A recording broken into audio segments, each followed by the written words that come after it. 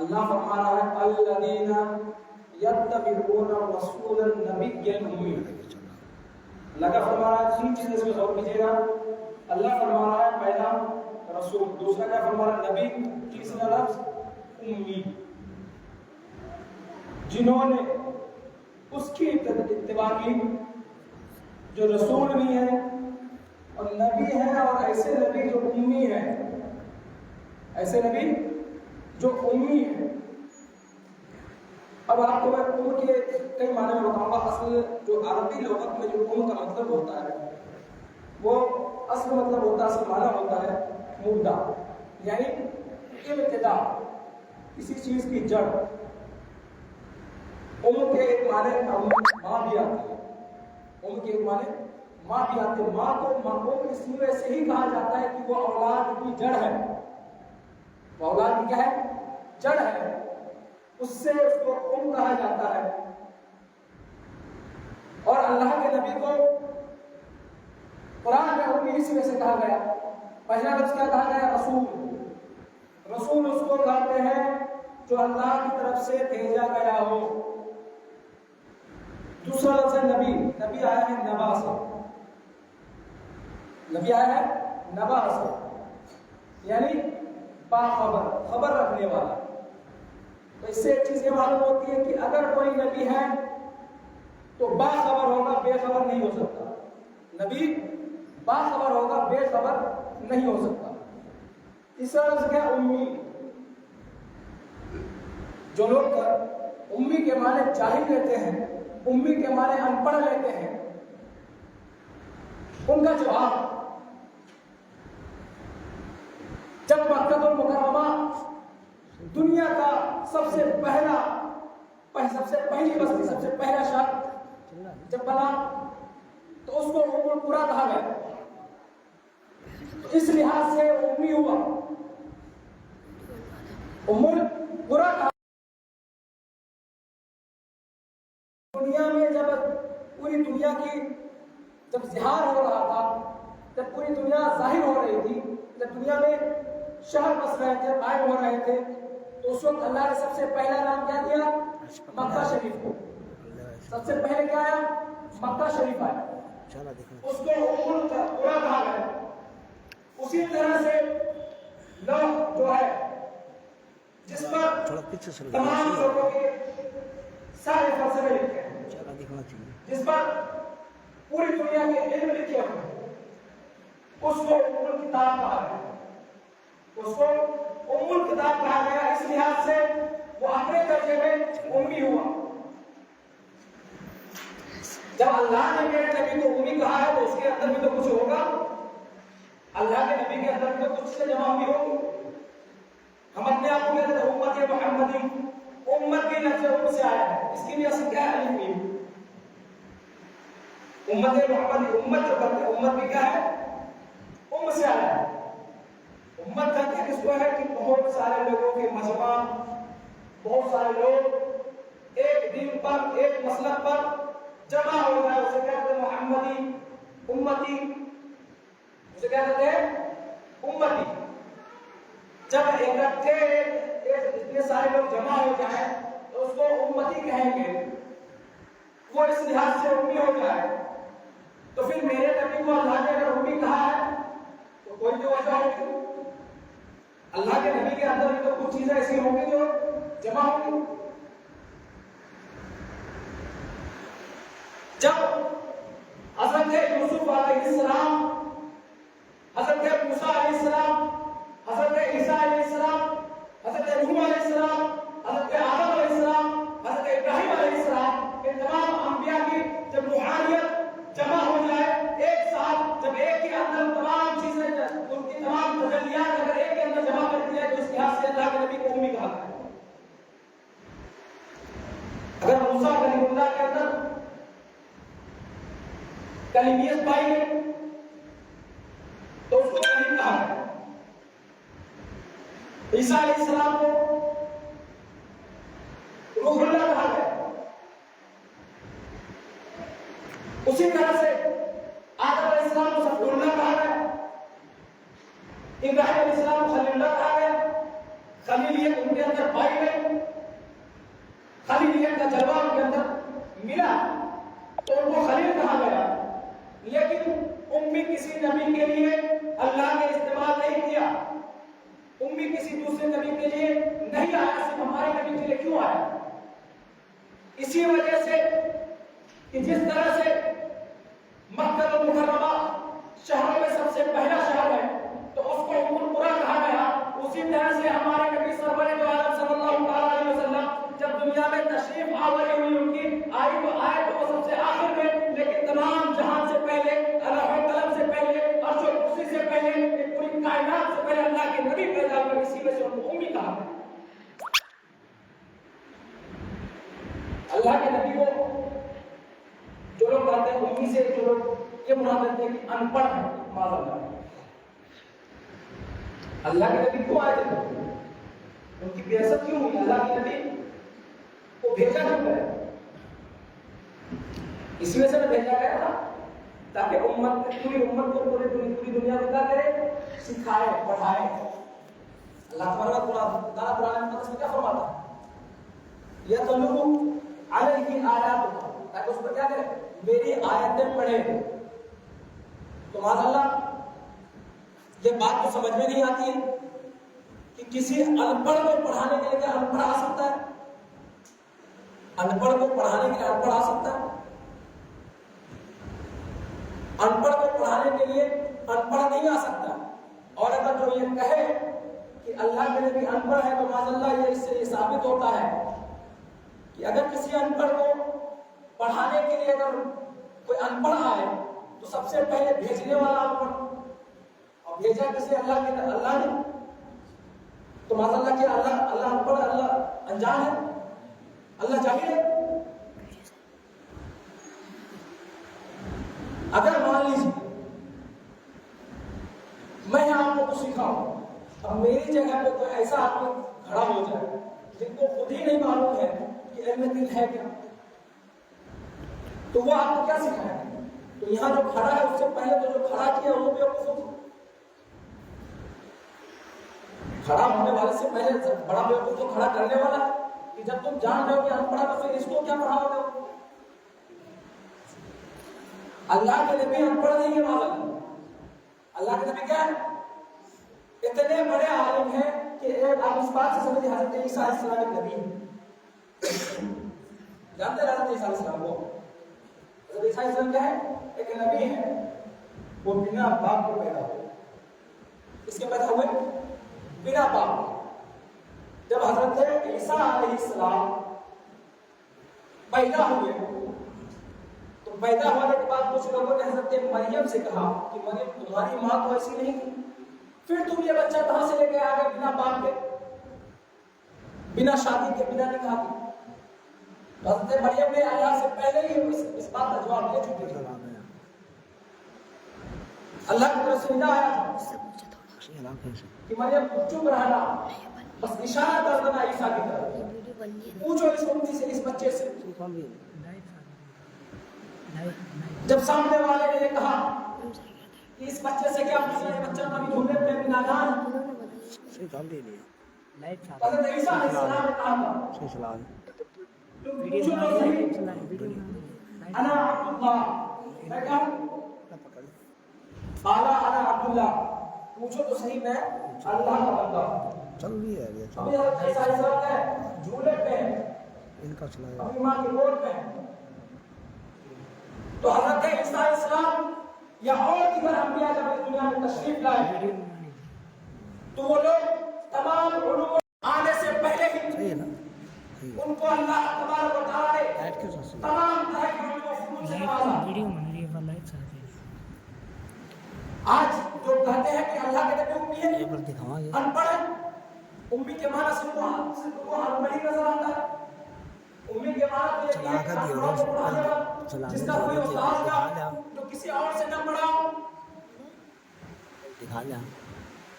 اللہ تبارک و تعالی فرماتا ہے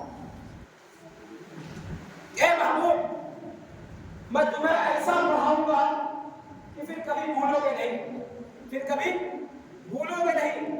یہ اللہ فرماتا ہے قرآن مجید کی آیت. جب اللہ تبارک و تعالی خود کہہ رہا ہے اپنے محبوب سے کہ کبھی بھولو گے نہیں. آج ہمارا حال دیکھ لیجیے. اگر ہم پڑھتے ہیں اسکول میں یا کالج میں یا مدرسے میں, فرسٹ سیمسٹر میں گئے, اس میں ہم پڑھائی کیے, رٹے, یاد کیے, ایگزام دیے, پھر دوسرے سیمسٹر میں پہنچے, پھر ہمارا پاس جو پہلے سیمسٹر سے وہ سب بھول گئے, ساری چیزیں ختم, ساری آؤٹ. ہمارا یہ حال دنیا کا یہ نظام کہ آج ہم یاد کریں کل بھول جائیں.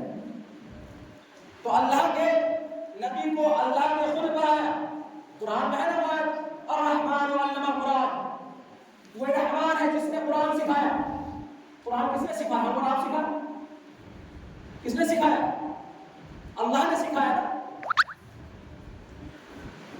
اللہ نے قرآن سکھایا, اور اللہ ہی کیا فرما رہا ہے کہ الرحمن علم القرآن.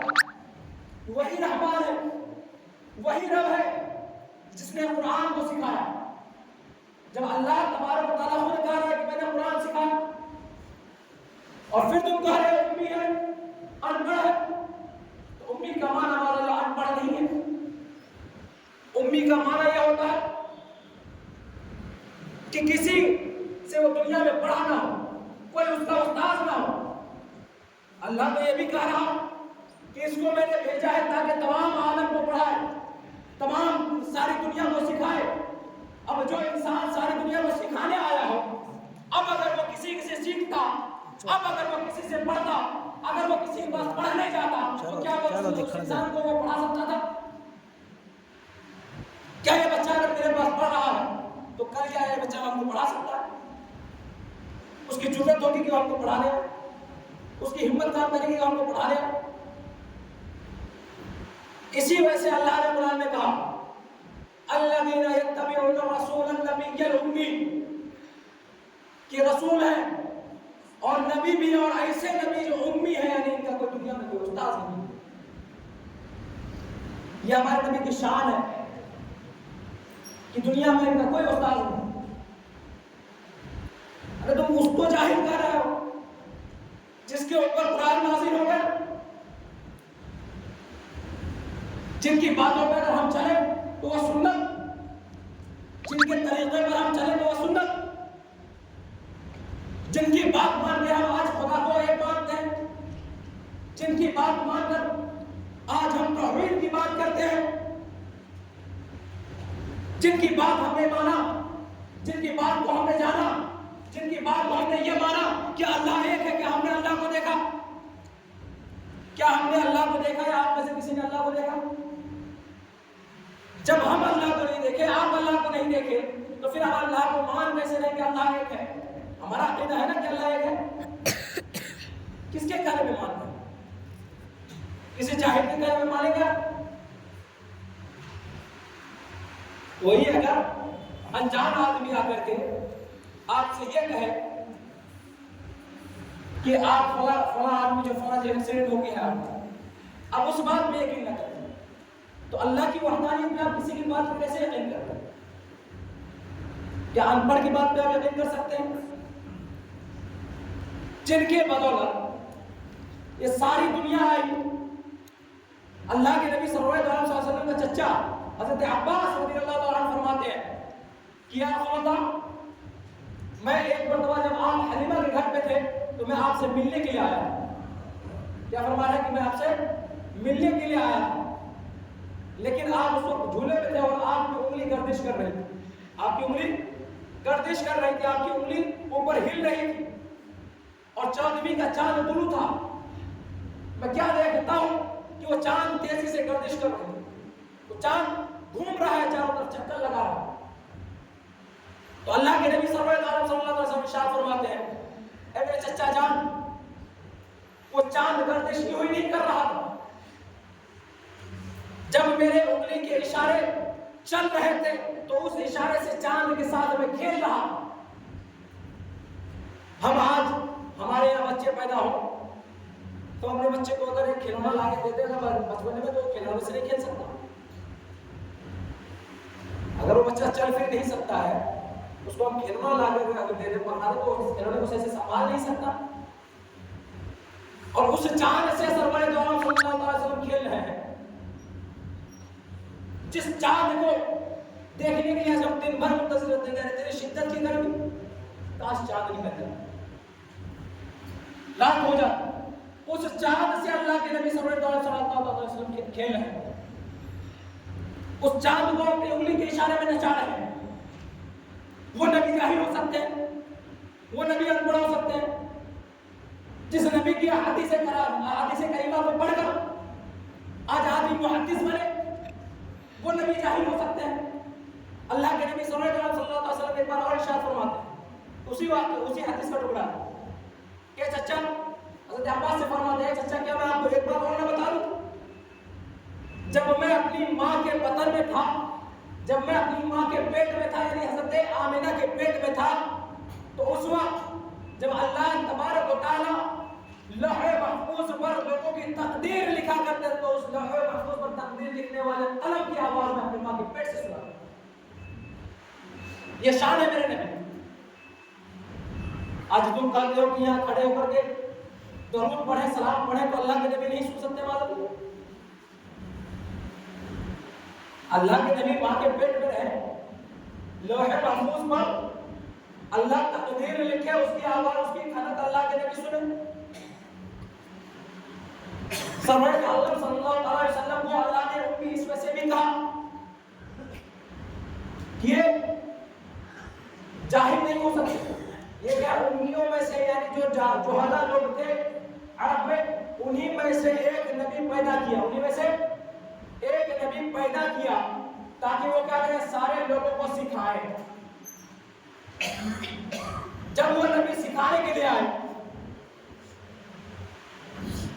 تو وہ نبی ارشاد فرماتے ہیں کہ انا مدینۃ العلم وعلی بابها کیا فرماتے ہیں کہ میں مدینہ علم کا کیا ہوں شہر ہوں اور شہر کس کو کہتے ہیں جہاں پر ہر چیز ایک مسئلہ میں اور بتا دوں آپ کو ایک مسئلہ یہ آتا ہے علماء کا اس میں اختلاف ہے ایک مسئلہ یہ آتا ہے کہ جو جمعہ قائم ہوتا ہے جمعہ کی نماز جہاں پر ضرورت کے سامان نہ ملے جہاں پر ہر چیز مہیا نہ ہو تو جمعہ کی نماز کے بعد 2 رکعت نماز مطلب 4 رکعت احتیاط الظہر پڑھا جاتا ہے اور